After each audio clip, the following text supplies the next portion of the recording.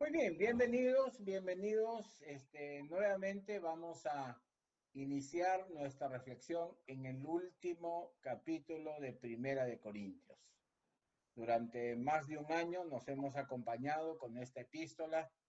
Ha sido cambio tras cambio en muchas cosas en nuestra vida de fe.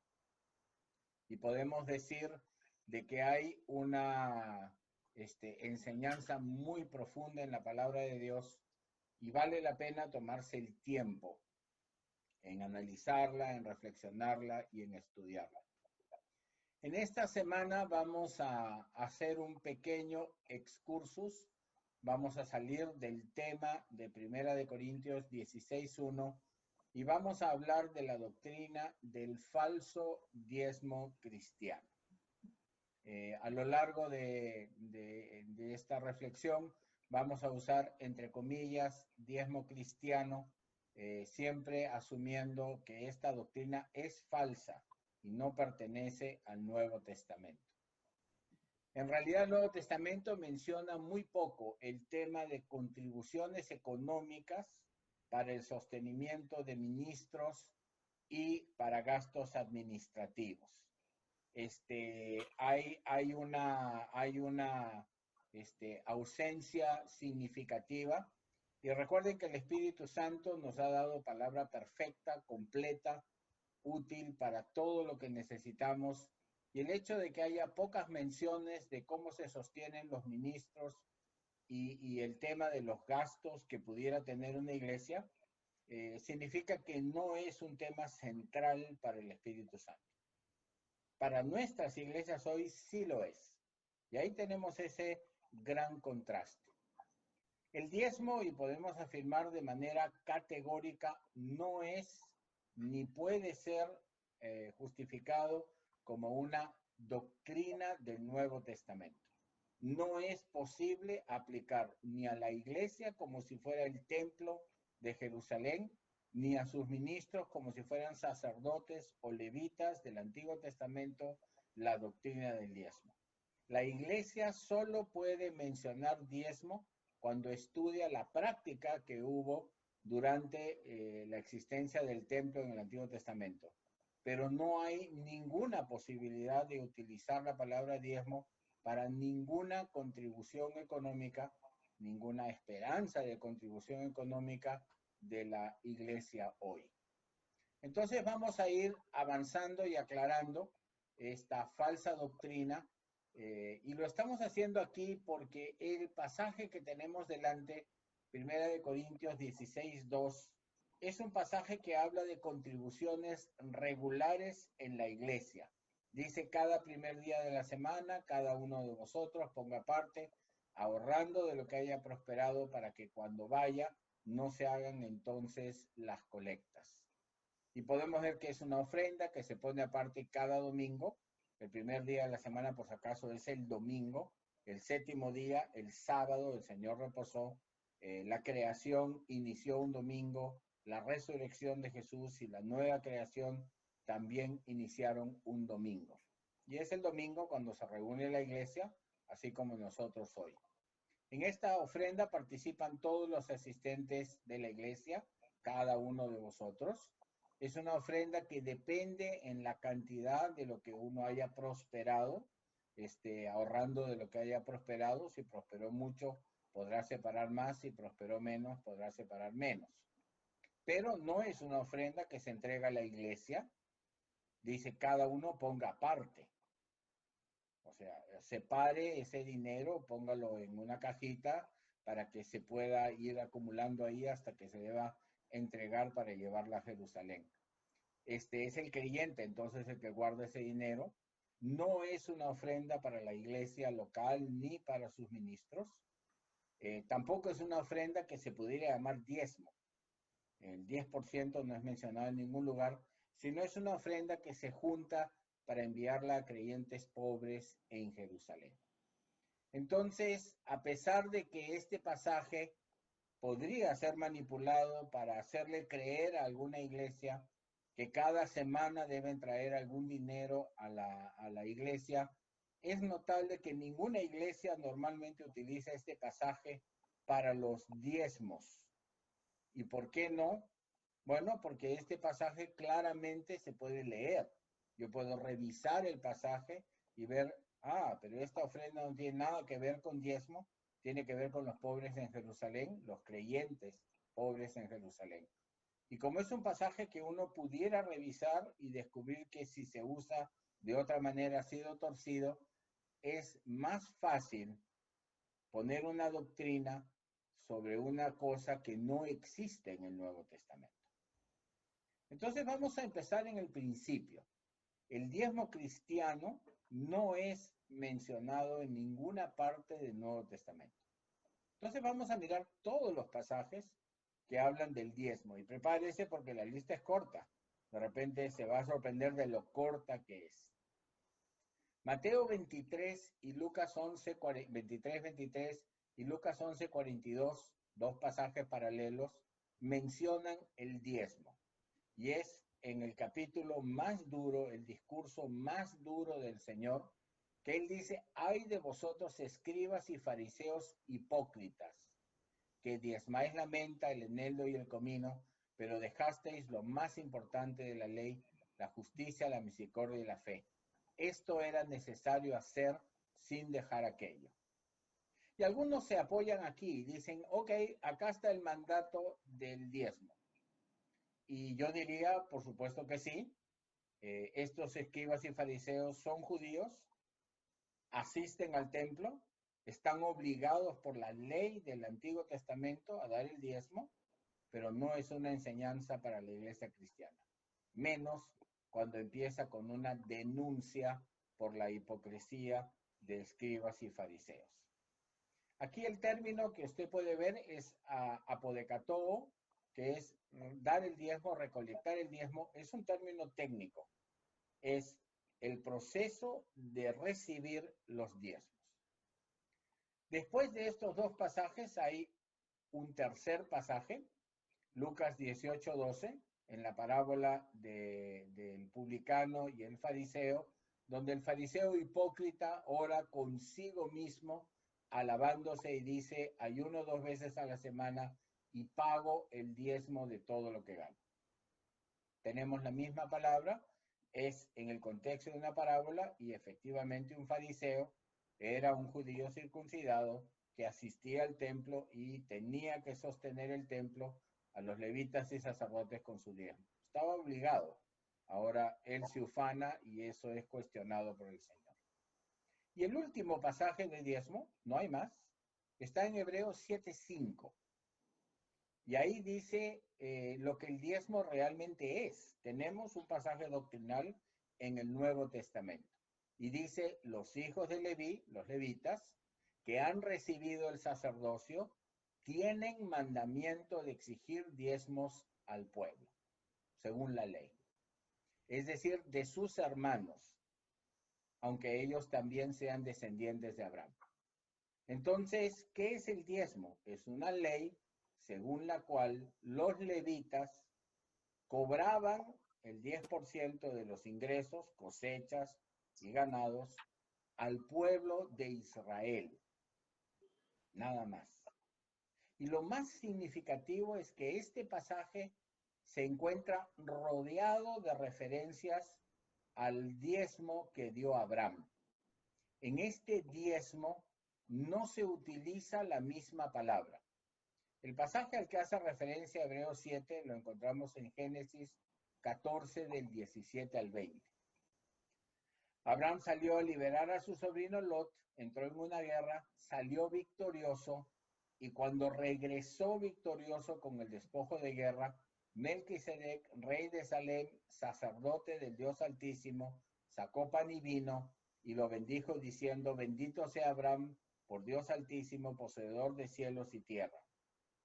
Y bendito sea el Dios Altísimo, quien entregó a tus adversarios en tu mano. Y ahí tenemos esta mención, y le entregó el diezmo de todo, Abraham a Melquisedec.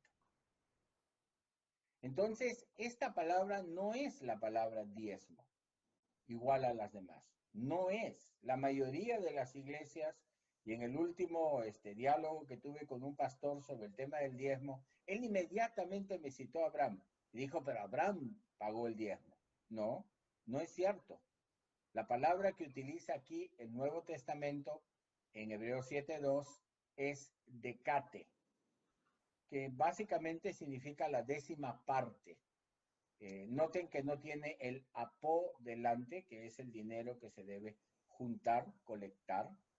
Y Abraham dio el 10% de los despojos de guerra. 7:4 tiene la misma palabra, apócate. Abraham, el patriarca, dio el diezmo de los despojos. No era de sus ingresos, de sus cosechas o sus ganados. Claro que no. Era el despojo de guerra. Y tenemos una segunda palabra en Hebreos 7:6 que dice, el que no descendía de ellos, refiriéndose al rey Melquisedec, recibió diezmos de Abraham. Y acá tenemos el decató, que es el hecho de dar una décima parte de algo. Y en Hebreos 7, 8 y 9 tenemos una combinación de las dos palabras anteriores. Reciben los diezmos de hombres mortales y Abraham diezmó, por medio de Abraham diezmó también Leví, quien recibe los diezmos. Note que Leví es el responsable de recibir los diezmos. Entonces tenemos una realidad evidente aquí. En esta serie de pasajes se describe a Abraham dándole el 10% de los despojos de guerra a Melquisedec, rey y sacerdote del Dios Altísimo en Salem. No dice el texto que es un diezmo regular o un diezmo de sus ingresos. Y hay otros pasajes del Nuevo Testamento que utilizan la misma palabra diezmo, pero las Biblias no lo traducen como diezmo. Por ejemplo, Apocalipsis 11:13, la décima parte se derrumbó en un gran terremoto. Noten que no dice el diezmo de la ciudad. En los pasajes anteriores podrían haber puesto también la décima parte. En Juan 1:39 era la décima hora del día. Una décima es la cantidad que significa en los pasajes anteriores lo que le dio Abraham a Melquisedec. Y Apocalipsis 21:20 habla del el décimo fundamento, que es crisopraso. No hay más pasajes. Eso es todo. Si usted alguna vez escuchó hay que dar el diezmo en la iglesia o fue discipulado después de bautizarse y le dijeron el diezmo es parte de lo que hace un creyente, le mintieron. Corrompieron la palabra de Dios, inventaron un mandamiento y le impusieron una carga que la Biblia no impone. Ni un solo pasaje del Nuevo Testamento puede fundamentar el falso diezmo cristiano. Y quiero decirles que en eso yo no soy una excepción absolutamente genial o brillante, que he descubierto un secreto muy escondido de la palabra. No, no requiere ni mucho esfuerzo ni mucha dedicación darse cuenta de que el diezmo no es una doctrina del Nuevo Testamento. Solamente es necesario poner en una concordancia diezmo y ver que los pasajes no están relacionados en ninguna circunstancia con la vida de la iglesia. El falso diezmo cristiano es una doctrina que agregan las iglesias para cobrar regularmente dinero de los creyentes. Su interés es regular el cobro regular. O sea, quieren asegurar una cierta cantidad. Que si usted viene un domingo y se siente un poco chancado por la economía, decide ofrendar un poco menos, no. Es 10%. Y si usted tiene algún tiempo de abundancia y ha recibido de repente una herencia, sí, 10%. Y las iglesias, sin ninguna vergüenza, pervierten la palabra de Dios agregando un mandamiento sin ninguna vergüenza, con el único interés de quitarle la plata a los creyentes. Es deshonesto en todas las iglesias, incluso aquellas que buscan honrar a Jesús y obedecer a la Escritura, aquellas que se dedican al estudio serio de la Escritura. Si utiliza la palabra diezmo con referencia a las contribuciones en la iglesia, están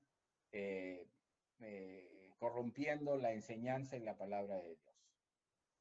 Quiero aclarar en este momento que la Iglesia de la Buena Semilla no practica, enseña ni acepta la falsa doctrina del diezmo. Esto no es de ahora, desde hace muchísimos años, cuando estas verdades de la palabra de Dios salieron a la luz en iglesias anteriores, donde uno ha podido participar también.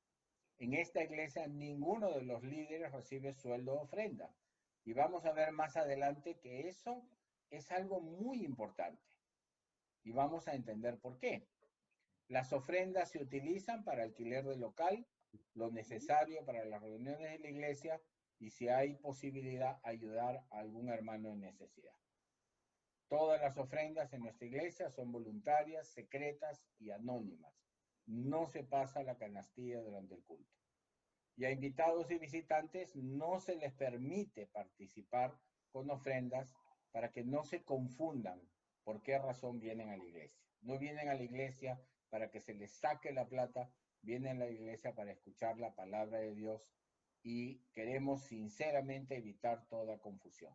No nos interesa su billetera o monedero, nos interesa su corazón.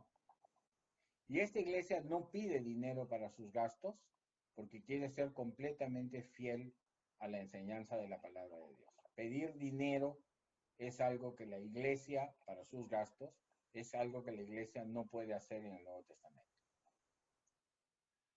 Muy bien, considerando que la palabra diezmo o diezmar acontece mínimamente en el Nuevo Testamento y que de ningún modo es doctrina de la iglesia cristiana, es algo que contrasta enormemente con la cantidad de menciones que hacen la mayoría de las iglesias en cada culto, en las reuniones, en los anuncios, en el discipulado de nuevos creyentes, pidiendo, enseñando, animando, recordando indebidamente a los creyentes a diezmar. Usted debe haber asistido a alguna iglesia donde la palabra diezmo se ha mencionado. Debe ser difícil llegar a una iglesia y no escuchar desde el primer domingo y todos los domingos la palabra diezmo o diezmar. Pablo, en contraste, dice claramente, ni plata, ni oro, ni el vestido de nadie he codiciado. Y él explica cómo se sostuvo. Él dice, vosotros sabéis que para mis necesidades y para los que están conmigo sirvieron estas manos. Esta enseñanza se repite varias veces. Pablo lo va a decir en distintas oportunidades. De manera interesante, notamos, estos pasajes no son compartidos en las iglesias. Están ahí, de vez en cuando leerán el pasaje y dirán, notable misionero Pablo, pero nunca dicen que Pablo está enseñándole a los líderes de la iglesia de Éfeso, con su ejemplo, a no codiciar plata, oro ni vestido. Y si alguna iglesia dice, nosotros pedimos el diezmo, pero no codiciamos nada, ¿por qué no enseñan la segunda parte? Pablo trabajó para sostenerse. Él trabajó para sostenerse. Y si dicen, estamos muy ocupados, hay demasiado trabajo, claro, administrar el diezmo de mucha gente toma mucha gente. Se necesita secretaria, contador, tesorero, cuentas bancarias, estar recibiendo todos los diezmos, apuntando quién dio, quién falta, llevando los registros, y todo ese aparato administrativo se podría evitar si simplemente los pastores empezaran a imitar a Pablo. Entonces hemos visto que el diezmo se menciona exactamente 4 veces en el Nuevo Testamento. 4. Quiero que por favor tome conciencia. No hay más. Las primeras 2 ocurrencias para judíos que debían pagar el diezmo. La tercera en una parábola para un judío hipócrita que debía pagar el diezmo. Y la última, Hebreos 7:5, donde recuerda que los levitas que no tenían herencia en Israel se sostenían de los diezmos y por eso tuvieron mandamiento de la ley para cobrar el diezmo. No hay más. Es interesante cuando entro en diálogo, en debate con pastores, que inmediatamente dicen, pero la Biblia enseña, ¿no? Y levantan las manos al cielo, Abraham, Jacob, esto es antes de la ley, es universal, parece que hasta Adán y Eva dieron el diezmo en el jardín, tienen una convicción profunda, esto es claramente de la Escritura. Y sin embargo, nunca han hecho un estudio tan básico como este y notar que Hebreos 7, excluyendo Hebreos 7:5, no utiliza la palabra diezmo. Solo utiliza la palabra diezmo para referirse al diezmo verdadero del Antiguo Testamento. Entonces, el diezmo es enseñado e impuesto y creo que es el mayor y más común engaño de doctrina bíblica en el presente. Y yo les aseguro que la iglesia va a dar cuenta que si el mundo supiera que la iglesia está cobrando indebidamente el diezmo y quisieran denunciar falsedad en la iglesia para dañar su reputación, exactamente aquí, con el diezmo, la reputación de la iglesia está en juego. Por eso ahora que hay más presión, más control sobre la iglesia, que se quiere buscar los defectos y errores de la iglesia, sería sumamente triste que la iglesia vaya a verse afectada, perder credibilidad y autoridad espiritual, porque se presiona a los creyentes a contribuir en la iglesia, dándoles hasta mala conciencia con un falso mandamiento. Y sin ninguna duda, todos los pastores son cómplices de adulterar la palabra de Dios. Y van a dar cuenta a Dios. Quiero que me entienda, adulterar la palabra está muy mal, pero hacerlo por dinero, poniendo a Dios y su palabra de lado para recibir el dinero, es algo que está súper, súper mal. Y el Señor Jesús lo dijo, no podéis servir a Dios y al dinero, al mamón. No podéis. Recuerden, esta falsa doctrina del diezmo tiene una única razón, extraer a los asistentes a la iglesia el dinero con falsedad y adulteración. Y no hubiera buscado estos pasajes en este contexto, pero sí necesito decirlo. Tito 1:11 dice, hablando de claramente creyentes apóstatas, a los cuales dice en Tito 1:11 es necesario taparles las bocas, que trastornan casas enteras, enseñando por ganancia deshonesta lo que no se debe. Y efectivamente, el diezmo cumple todas las condiciones de esta denuncia de Pablo a Tito. Didasco, enseñar, por provecho o ganancia. Aischros tiene más el sentido de vergonzosa, porque es vergonzoso enseñar eso, y al hacerlo no es necesario, no es válido, no es mandado por la palabra de Dios. Entonces, efectivamente, esta denuncia de Tito, que normalmente la asociamos solamente con apóstatas, negadores del evangelio, se aplica a cualquier iglesia y cualquier pastor que enseña el diezmo para recibir la plata y sostener con estos sueldos y gastos administrativos. Y es una denuncia bastante fuerte. Vamos a ver varios pasajes más. Entonces, cada vez que la iglesia menciona el diezmo como mandamiento, adultera la palabra de Dios, engaña a los creyentes, ama el dinero más que la verdad, muestra que su conciencia está endurecida, se burla de Dios y aprovecha de la ignorancia que la misma iglesia promueve de los creyentes para sacarles el dinero. Y esto, permítame darle un nombre, es una estafa espiritual. Y usted puede estar pensando en alguna buena iglesia y decir, pero mi iglesia son muy serios y ninguno de los pastores se está haciendo rico como otras iglesias que los pastores andan en limusinas y viven en casa de lujo. Es igual. Si yo utilizo una enseñanza que no es bíblica, estoy adulterando la palabra de Dios.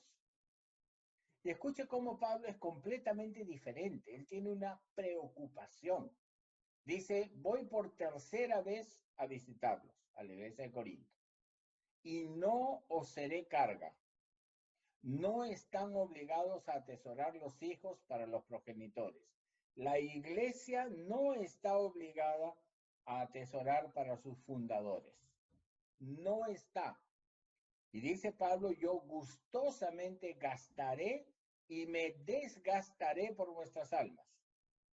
O sea, Pablo quiere gastarse él y no desgastar a la iglesia.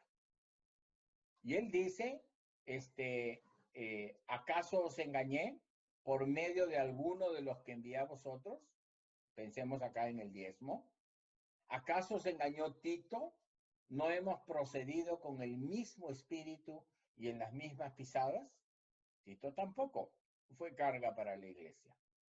Y acá tenemos una preocupación bíblica.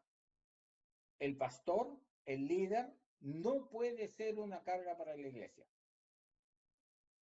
No puede. Es mandato de la Escritura. No interesa, y si no puede mantenerse, entonces que trabaje y predique. Lo vemos un poquito más adelante. Segunda de Pedro 2 es otro pasaje para apóstatas y no debería citarse en el contexto de las iglesias que tenemos en mente. Pero dice, por avaricia os explotarán con palabras fingidas. Y uno dice, pero no se quieren hacer ricos. La verdad sí, quieren recibir un sueldo sin tener que trabajar. Quieren estar en la comodidad de la oficina de la iglesia y recibir un sueldito a final de mes sin esforzarse. Eso para mí es avaricia. Lo que quieren es el dinero. No quieren que la iglesia conozca la Biblia y entienda exactamente la doctrina del sostenimiento de ministros. No quieren. Si quisieran, lo podrían hacer. Hoy día lo vamos a enseñar al final de esta reflexión. Cómo se sostiene un ministro cristiano. Y podrían enseñarlo siempre. No lo hacen por avaricia y explotan a la iglesia con mala conciencia, con palabras fingidas, falsas. ¿Ven cómo se aplica lamentablemente también a esta práctica ya pasteurizada del diezmo en la iglesia cristiana? Entonces el diezmo es sin ninguna duda una de las mayores vergüenzas de las iglesias evangélicas. Tanto de las que se quieren hacer ricos y son estafadores en un sentido todavía más grande, como las que animan a los creyentes y les engañan para sostener sus iglesias. Veamos una selección de pasajes. Dice Pablo, sabéis que nunca fuimos con palabra de adulación ni encubrimos avaricia. Usted es un buen cristiano, usted diezma. Claro que es un buen cristiano, porque diezma. Eso es adulación para encubrir avaricia. Judas advierte los que siguieron el camino de Balaam, que por lucro se lanzan al error. Yo no sé con cuánta voluntad enseñan lo equivocado, pero quiero que noten que no ha tomado ni 15 minutos aclarar la doctrina del diezmo en el Nuevo Testamento. Y dice segunda de Pedro, un poco más adelante, en el pasaje de Apóstatas, abandonando el camino recto, se extraviaron siguiendo el camino de Balaam, quien amó el pago de la injusticia.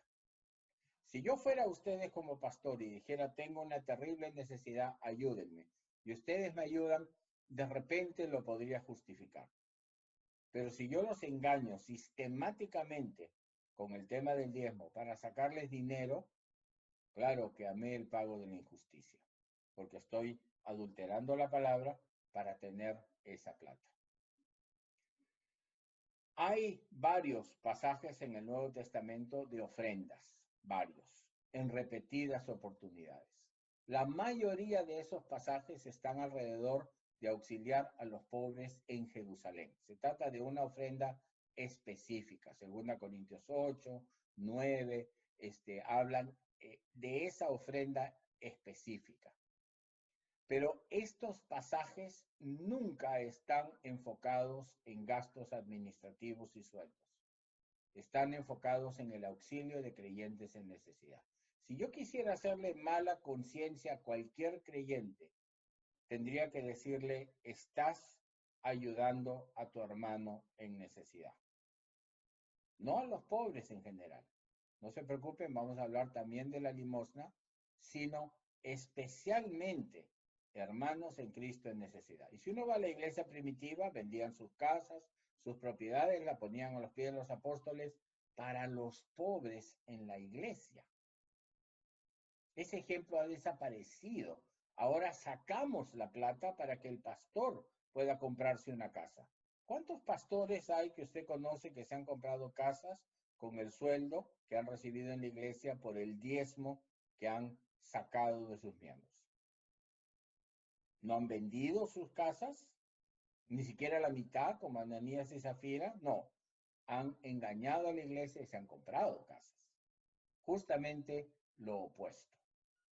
Más adelante vamos a analizar 1 Corintios 16, 1, 2, lo que nos toca en esta epístola sobre el tema de la ofrenda para Jerusalén. Romanos 15, 26 dice, hablando de las ofrendas, decidieron proveer alguna contribución. Y quiero que noten cómo las Biblias traducen con la peor palabra posible lo que realmente dice. Aquí contribución parece algo obligatorio, como lo que usted tiene que pagar cuando es miembro de un club. En realidad la palabra es koinonía, que es comunión voluntaria. En 2 de Corintios dice, esta generosa cantidad provista por vosotros. Y la palabra agrotes refiere, perdón, nos saltamos ahí, se refiere a abundancia con liberalidad. El elemento voluntario desaparece. 2 capítulos enteros, como les digo, enseñan a la iglesia a apoyar a los pobres. Y tenemos acá un ejemplo, y este apoyo a los pobres lo llaman servicio aquí, diaconía, que es ministrar al que tiene necesidad. Y cuando vamos a 2 de Corintios 9, esta contribución o bendición, y no como exigencia, no es contribución, es solamente bendición, eulogía, algo bueno, un halago, un beneficio. Y no es con aprovechamiento para obtener ventaja, pleonexia. Entonces, si se dan cuenta, el lenguaje es sumamente fraterno, de amor al hermano en necesidad. No tiene nada que ver de cumplir con Dios un mandamiento sagrado de darle plata a la iglesia. Nada que ver. Es, querido hermano, estás en necesidad, quiero ayudarte. Me alegro en poderte ayudar. La iglesia de Macedonia, en Filipo, la iglesia de Filipo, es la más espectacular. Suplicó poder colaborar con la ofrenda para los de Jerusalén. Nadie les pidió contribución. Fue voluntad espontánea. Y la iglesia no dio un diezmo, sino, dice Pablo, dieron más de su capacidad. Y participar en este servicio fue gracia para la iglesia. Así lo llama la iglesia.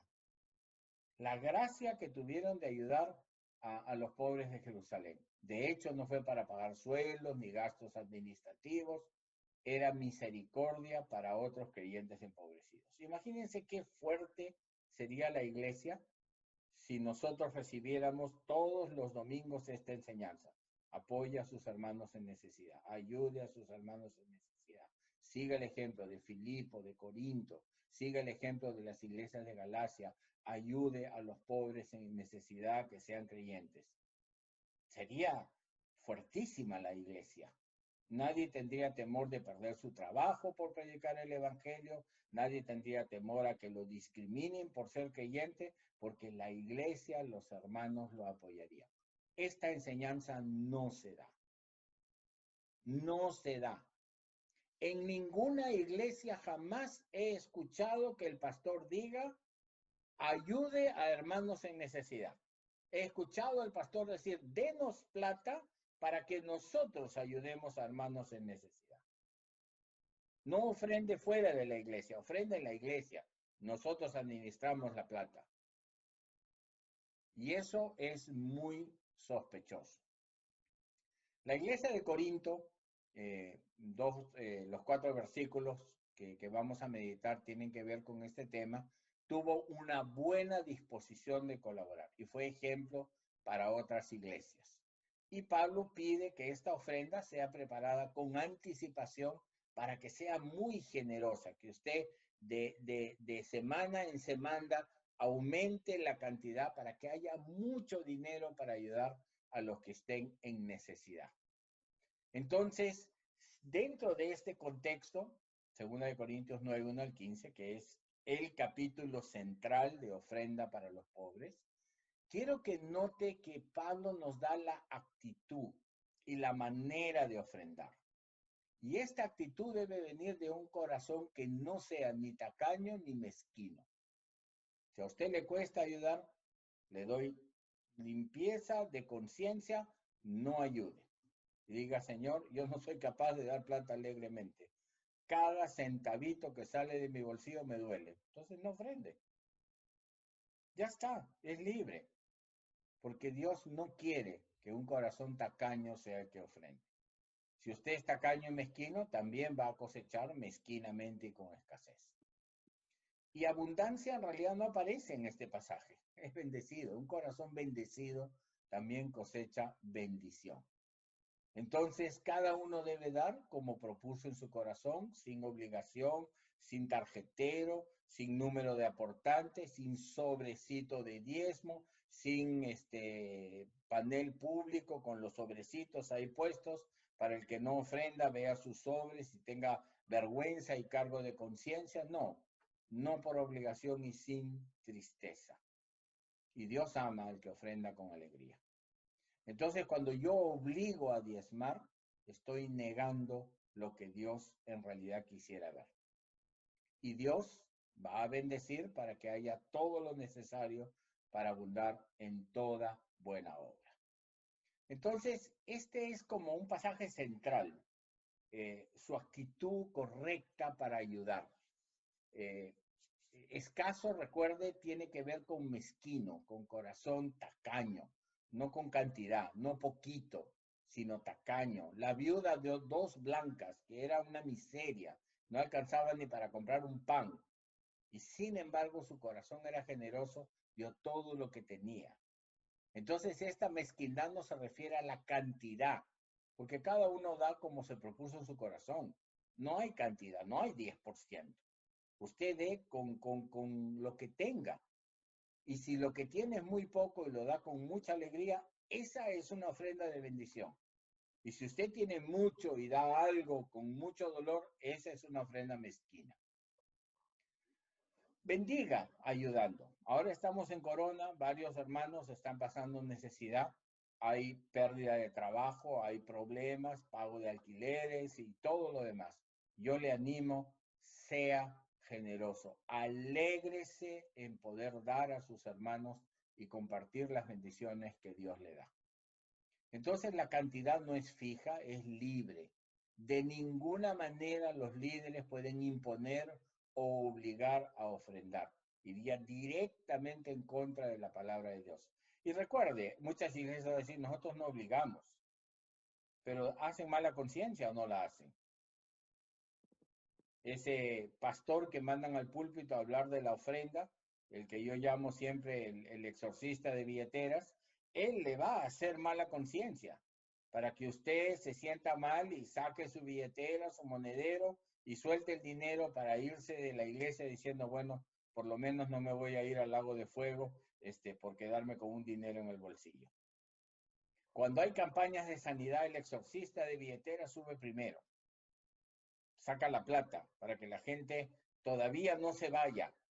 Y ahí ya sueltan al payaso que ora por sanidades, ya y el payaso no importa si quedan, se van porque la plata ya la recibieron, que es la razón por la que hacen estas cosas. Los líderes de una iglesia tienen que animar a los creyentes a ofrendar con gozo. Tienen que trabajar, esforzarse en que eso sea muy libre. Entonces, una iglesia fiel a la palabra de Dios, escuche bien, no debe pasar la canastilla a la vista de todos.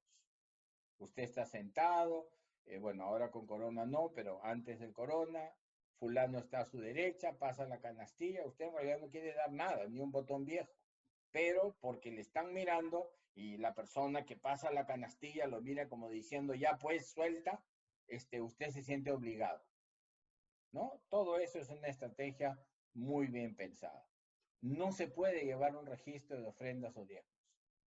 Fulano dio tanto. Ah, este mes ha dado menos. ¿Qué está pasando? Tampoco debe haber código de ofrendante porque no hay ofrendantes en la iglesia. Ese código sería de qué, pero las iglesias tienen. No puede haber sobres mensuales con diezmo para cristianos, ofrenda por templo, ofrenda por misiones. Todos esos pedidos de dinero no están sustentados en la palabra de Dios. No debe tener un tablero público, ni con códigos de ofrendante, ni nada. Usted entra a la iglesia y ve 5 sobres en el tablero público. Ay, no estoy dando mi diezmo. Saca los 5 y los bota a la basura, por vergüenza. Pero la iglesia es más hábil, le vuelve a poner los sobres. No entraron a contabilidad. Entonces, usted sigue siendo deudor de algo que nunca fue propósito de Dios que usted debiera. No debe haber anuncios públicos o recordatorios para diezmar. Si la iglesia paga un alquiler como nosotros, no tengo inconveniente que se diga la fecha viene, el que quiera dar que dé. Y noten que nuestra iglesia es absolutamente libre. Yo nunca le he dicho a un hermano, falta tu apoyo. No, nunca. Y cualquier otra estrategia para sacar regularmente dinero a los asistentes está mal. Y usar la palabra diezmo es plagio. Es simplemente plagio. Este es el versículo que más citan las iglesias. Y quiero que noten Malaquías 3:8-10. Es una ofensa a Dios citarlo en una iglesia cristiana, donde Cristo ya dio todo lo necesario. Dice, ¿robará el hombre a Dios? Me han robado. La iglesia, ¿en qué te hemos robado? En los diezmos y ofrendas. Ahí está el pastor diciendo, en los diezmos y ofrendas ha robado el Señor. Me han maldecido con maldición. Un momentito, ¿la iglesia toda o la nación toda? No, la nación toda. Esto es para los judíos, para Israel. Claro que sí. Traed los diezmos y al alfolí hay alimento en mi casa. Oh, se refiere al templo. Claro, porque los levitas y sacerdotes no tenían ingresos. A ellos no les cayó repartición de tierra. No podían sembrar, cultivar y tener sus ganados para sostenerse. Entonces, si usted no llevaba el diezmo obligatorio al templo, mataba de hambre a los sacerdotes. Y recuerde que en ese tiempo no había sacerdocio universal. O esos sacerdotes ministraban o usted no podía acercarse a Dios con ningún sacrificio, ninguna ofrenda por el pecado. Y citar Malaquías a la iglesia cristiana es algo que van a tener que dar cuentas a Dios por lo que hacen. Es inaceptable. Entonces, es lamentable y condenable el falso diezmo cristiano. La ofrenda para los necesitados no es sueldo ni gasto administrativo y debe ser voluntaria, de buena gana, sin obligación, con alegría. Estas 4 características sí las quiero poner en su corazón. Querido hermano, si usted no puede dar voluntariamente, de buena gana, sin obligación y con alegría, no dé nunca un centavo. Porque lo hace solo para su propio mal. No es el deseo de Dios que usted se sienta obligado a dar. No es. Y si usted dice, pero yo debería dar porque un buen creyente daría. No, no es un mandato del Señor. O usted da de buena gana y con alegría o no debe ofrendar. No es bueno presentarse ante Dios con una ofrenda mezquina, tacaña, que nos duele en el alma. No debemos hacer esto. Muy bien, no me voy a demorar en el diezmo para los israelitas. Solo quiero que lo vea, está ahí. Si usted quiere entender el diezmo tiene dos partes. La primera parte del diezmo, que es de lo que la persona cosecha o de sus ganados, es para llevarla a Jerusalén y para que de ese diezmo el que lo lleva consuma delante de Dios sus sacrificios. O sea, usted lleva su diezmo anual y se lo come en el templo ofrecido por los sacerdotes. No es que usted lo lleva y lo entrega, no, usted lo lleva y lo disfruta. Y si vive muy lejos, vende su diezmo, lleva el dinero y compra las ovejas los panes y todo en Jerusalén. Y cada 3 años había un diezmo adicional que era para el sostenimiento de sacerdotes y levitas. Prácticamente eso es lo único que yo estoy interesado aquí, que usted conozca claramente del diezmo. El diezmo era un impuesto para todo judío porque los sacerdotes y levitas eran sostenidos por todos los demás con sus diezmos. No con el diezmo de cada año, sino con el diezmo cada 3 años, que era para el sostenimiento de los levitas. Abraham no dio diezmo, dio el despojo de guerra. Jacob prometió dar el diezmo. Noten, dijo, si volviera en paz a la casa de mi padre, Yahvé llegara a ser mi Dios, entonces esta piedra que he puesto como estela será casa de Dios, y nunca lo fue, y todo lo que me des, de seguro apartaré el diezmo para ti. No sabemos si lo hizo. En ninguna parte vemos a Jacob dando el diezmo. No sabemos ni a quién se lo daría, no había sacerdotes ni templo, ni dónde lo daría. Jerusalén no era todavía la capital de Israel. Entonces, yo tengo la sensación que Jacob nunca hizo esto, de apartar el diezmo para Dios. Porque ¿a quién se lo iba a dar? Dígame. Era una promesa y regresó en paz, pero nunca le hemos visto dar algún tipo de diezmo de nada. Entonces, es importante considerar que el sumo sacerdocio de Jesús hace inútil el templo, sacerdotes y levitas en los sacrificios. Termina el templo, es rasgado el velo del templo, se acabó el templo. Sacerdocio arónico ha sido mandado a su casa, los levitas han sido mandados a su casa, ahora tenemos un único sumo sacerdote y ese no pide diezmos, que es Jesús. Entonces, rescatar el diezmo levítico y decir, el pastor es como los sacerdotes. No, Jesús es como los sacerdotes. Sacerdocio arónico, sacerdocio de Jesús. El pastor es como profeta y el profeta nunca ha vivido de los diezmos. Vivía o de lo que encontraba, o de lo que trabajaba, o de la misericordia de la gente, pero no vivía de diezmos. Y el templo en Jerusalén necesitaba los sacrificios del pueblo para las fiestas y los mandatos. La iglesia cristiana es una conveniencia. Y ya hemos visto ahora en la cuarentena que lo único que la iglesia no necesita es un templo. Las iglesias siguen honrando al Señor, estudiando la palabra, apoyándose mutuamente, y todo lo hacen sin templo. Es casi como una ironía que Dios le hace a la iglesia cristiana. Tanto te ufanas por tu templo, tus ladrillos, tus ventanas, tus puertas, no son necesarias.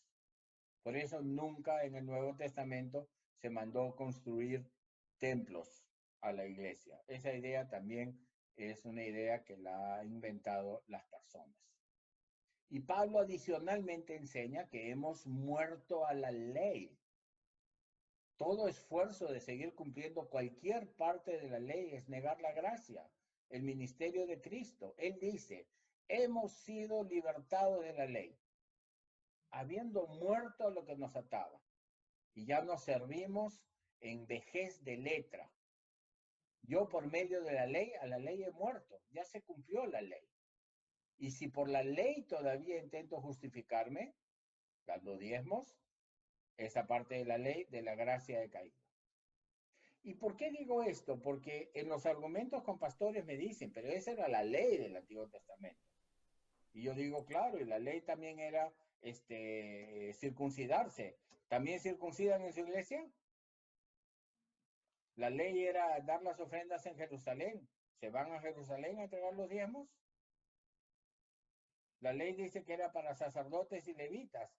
¿Tienen sacerdotes arónicos y levitas? No. Es todo mentiras para seguir cobrando el diezmo. Y aquí hay algo muy penoso que he descubierto. La iglesia, la religión católica también cobró el falso diezmo cristiano.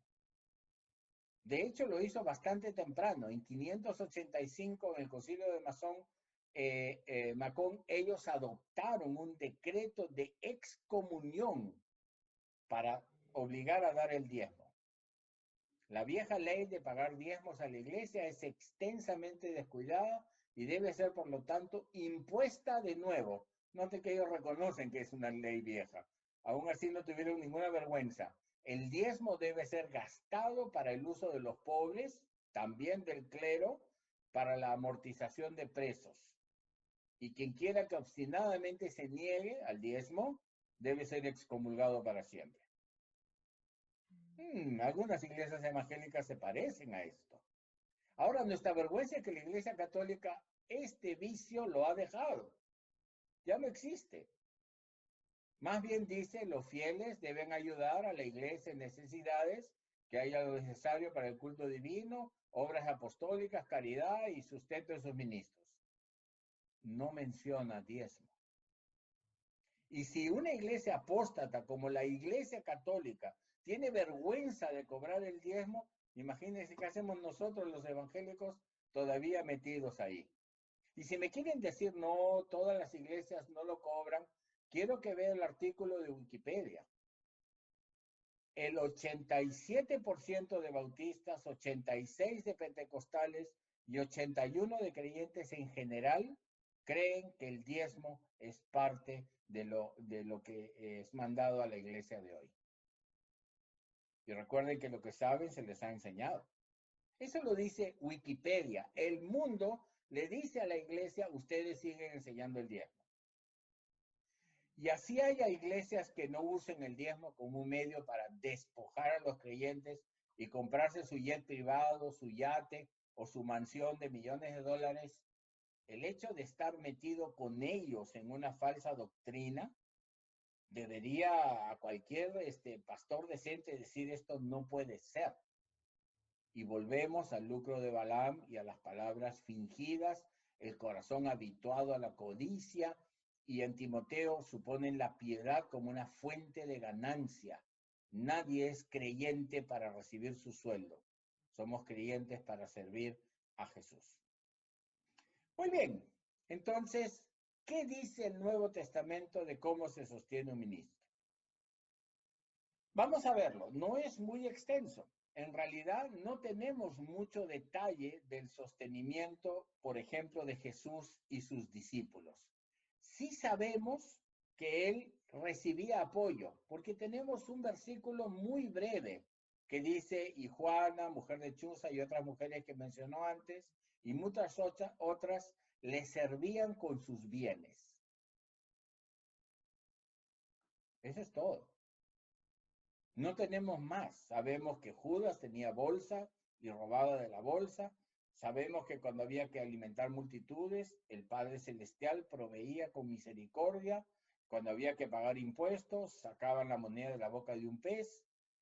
No tenemos una estructura de diezmos. Jesús no cobraba el diezmo de sus apóstoles y los apóstoles de los demás discípulos. Y cuando miramos las palabras, diaconeo, servían, nuevamente la palabra servir con el dinero, con las necesidades y de sus posesiones, de sus bienes. Nos hace acordar a la iglesia primitiva. Y en las epístolas hay un extenso y documentado material bíblico de que Pablo y su equipo trabajó para sostenerse y no dependió de las ofrendas de la iglesia. Esta es la enseñanza central. Un pastor que no trabaja y se sostiene de las ofrendas de la iglesia local, no existe en el Nuevo Testamento. No tenemos un solo pasaje que la iglesia local sostiene a su ministro. No hay. Por ejemplo, y este pasaje es muy interesante, noten, Pablo llega a Corinto, va a fundar la impresionante iglesia de Corinto. Y dice que llegó, se juntó con Aquila y Priscila, dos creyentes, no entró en yugo desigual, tampoco para los negocios, y se quedó trabajando con ellos. Pablo estaba trabajando, haciendo carpas. Y los sábados discutía en la sinagoga. Note, trabajaba y solo el sábado discutía en la sinagoga. Llegaron Silas y Timoteo de Filipo, y ahora sí, Pablo lo vemos dedicado completamente a la palabra. Ya no trabaja. ¿De dónde salía su sándwich, su sopa? Del trabajo de Silas y Timoteo, seguramente. Eran un equipo misionero. Y estoy seguro que Silas y Timoteo con gusto trabajaban para sostener el ministerio que con Pablo hacían en Corinto. Es notable la diferencia con la iglesia actual. Notable. Donde los pastores se profesionalizan para recibir sueldo de su iglesia. Entonces la costumbre de Pablo era trabajar. Vea versículos muy poco citados en las iglesias. Estas manos me sirvieron. 1 Corintios, nos fatigamos trabajando con nuestras propias manos.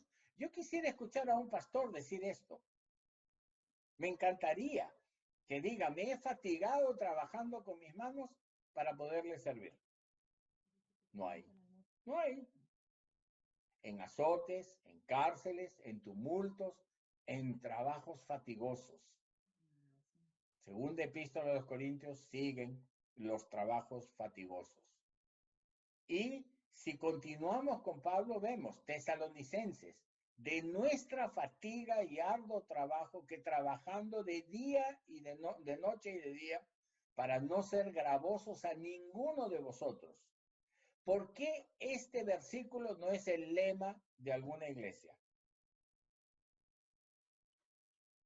¿Han escuchado una prédica de este versículo?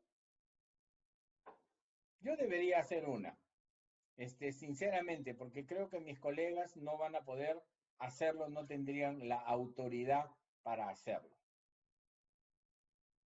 Hay una vergüenza encubierta cuando yo comento que yo he trabajado para sostener mi ministerio y ahora se sostiene de mi jubilación por la gracia de Dios.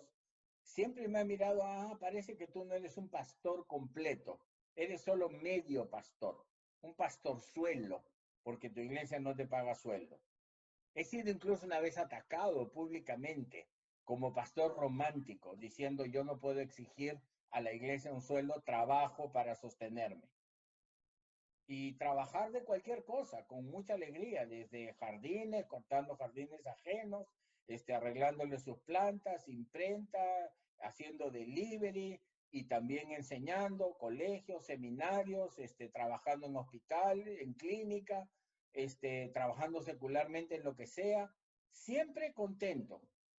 Y cuando tenía que hablar de estos temas con mi iglesia, lo podía hacer. Y cuando alguien me decía, pastor, el trabajo, no puedo leer mi Biblia, no puedo venir a la célula, trabajo todo el día, le decía yo también. Y yo no vengo a la célula, doy un estudio en la célula. Entonces, perdemos autoridad. Los pastores pierden autoridad cuando no pueden decir que su fatiga y arduo trabajo ha sido la manera como sirvieron para no ser gravosos. No ser gravosos. Y en promedio, me atrevo a decir, especular, por mi experiencia, el pastor gana más que sus miembros. O sea, los pobres sostienen al no tan pobre. Entonces, Pablo fue apoyado también especialmente por la iglesia de Filipo, no hay ningún otro ejemplo, iglesia de Macedonia, recibiendo un salario. Y acá sí tenemos la palabra opsonion, es dinero para sustentarse, sueldo. Es probable que hasta nuestra palabra sueldo venga un poco de por ahí. Y Pablo lo dice, no a la iglesia de Filipo, se lo dice a la iglesia de Corinto. He despojado otras iglesias para servirlos a ustedes, cuidándome de no ser carga. Entonces, si alguna iglesia apoya a algún ministro, no es la iglesia local. Pablo no dice los despojé a ustedes, porque por último trabajo para ustedes. No, dice despojé a otros para servirlos a ustedes. Porque si yo despojo a la iglesia que sirvo, definitivamente soy carga. No hay manera que no lo sea. De una u otra manera soy carga. Entonces, el Nuevo Testamento no presenta detalles. ¿Cómo es que la iglesia de Filipo mandó ayuda a Pablo? Pablo haya pedido la ayuda, poco probable por el testimonio de Pablo. La iglesia se haya ofrecido a ayudar, es probable que la iglesia espontáneamente le haya mandado una ofrenda con Tito, puede ser, pero noten lo que dice. Cuando salí de Macedonia, ninguna iglesia compartió conmigo en cuanto al dar y al recibir, sino solamente vosotros. Aún a Tesalónica me enviasteis una y otra vez para mis necesidades.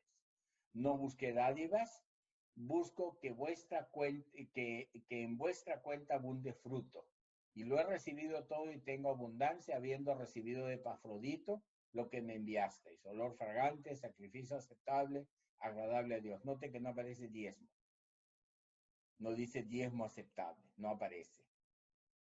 Y Epafrodito le llevó una ofrenda en dinero, le llevó una bolsita con monedas. Y mi Dios, dice Pablo, suplirá todas vuestras necesidades según su riqueza en gloria.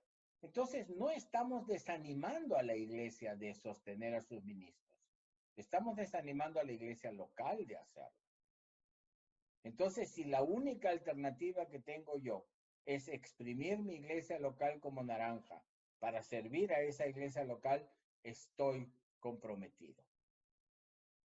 Porque ya no se sabe si hablo por amor al evangelio o por amor a mi sueldo. La estructura de la iglesia está mal. Los ministros que necesitan ser apoyados, que no pueden trabajar porque la iglesia es muy grande, hay mucho que hacer o lo que sea, pueden ser apoyados pero por otra iglesia. No tenemos apoyo de la iglesia local. Entonces, dejando de lado una falsa doctrina de diezmo, hay pasajes que sí animan al creyente a sostener a sus ministros. Quiero citarles tres de los más importantes. Gálatas 6:6. El que es enseñado en la palabra comparta todas las cosas buenas con el que lo enseña. Noten, no está dirigido al ministro. Exígele al enseñado que te dé algo. Cóbrele el diezmo. No. Está hablando al que es enseñado. Al miembro de una iglesia. ¿Puede compartir con el que le enseña? Sí. ¿Hay una estructura, cantidad, medida, forma? No la hay. Es libre. También se utiliza la palabra koinoneo. Romanos 15:27. ¿Les pareció bien y están en deuda? Si los gentiles han participado de los bienes espirituales de ellos, también debe servirles con los materiales. Si usted da lo espiritual, es válido que reciba lo material. Filipenses 4:15. La iglesia compartió el dar y el recibir, ya lo mencionamos. Primera de Timoteo 5:17. Los ancianos que gobiernan bien sean tenidos por dignos de doble honor, si trabajan predicando y enseñando. Este honor no significa dinero, pero no lo excluye tampoco.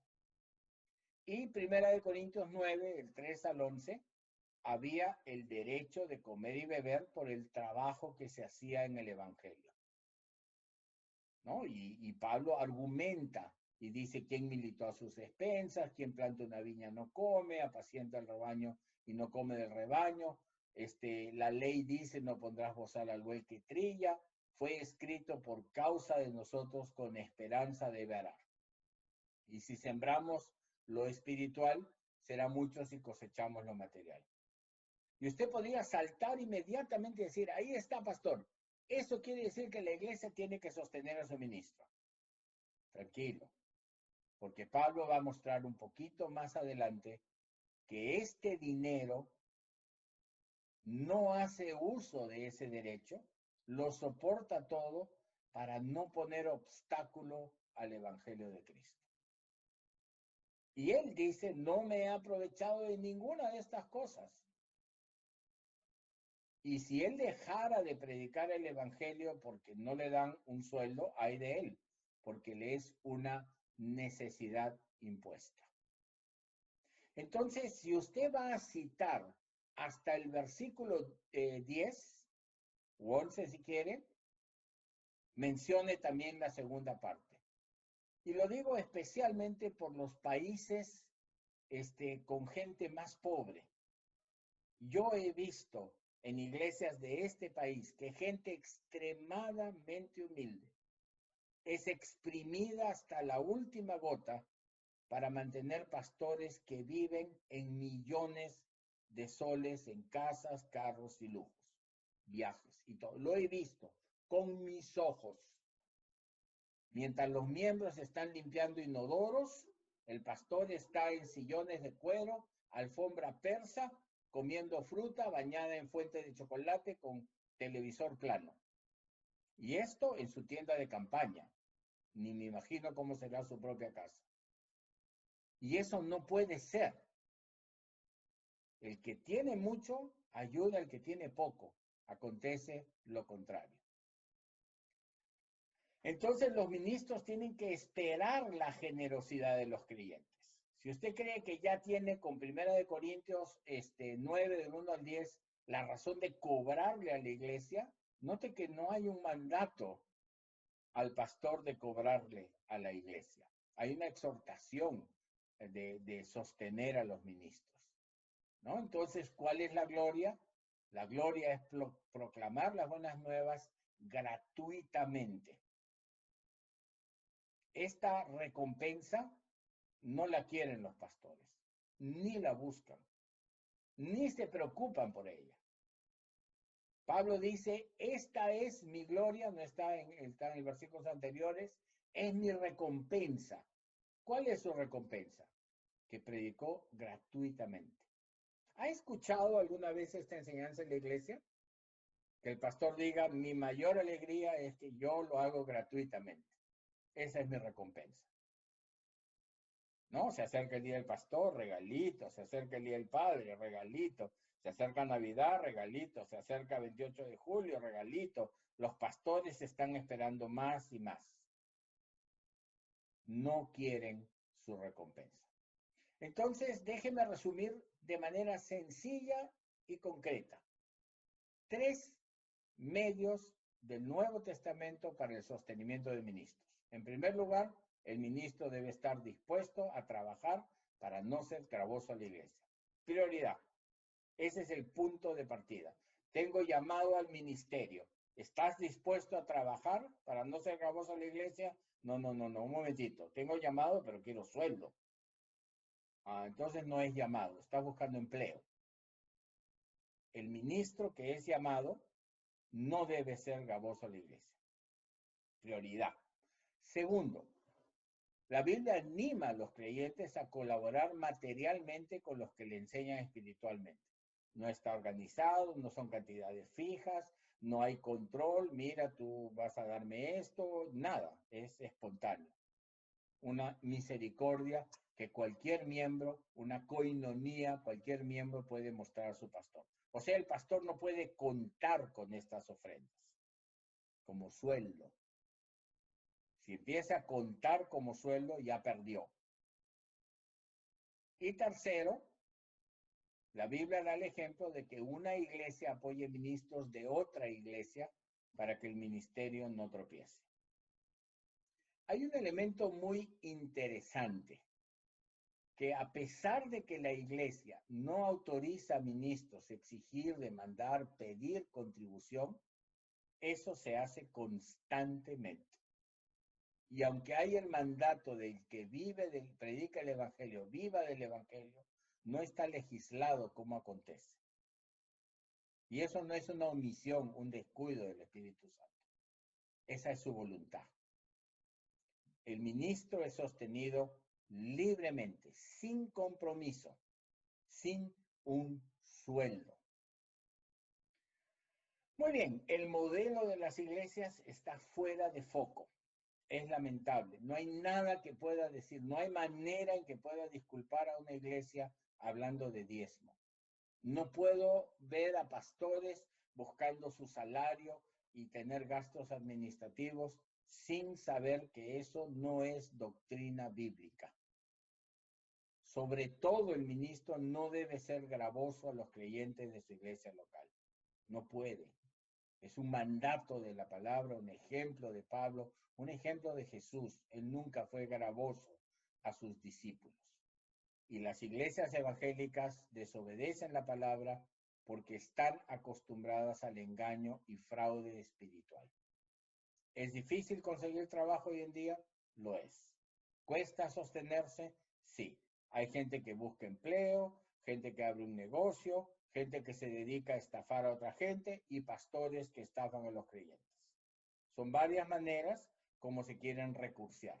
Ningún pastor puede genuinamente sostenerse con el diezmo cristiano. Es un fraude. Y no hay manera de darle la vuelta. No es doctrina bíblica.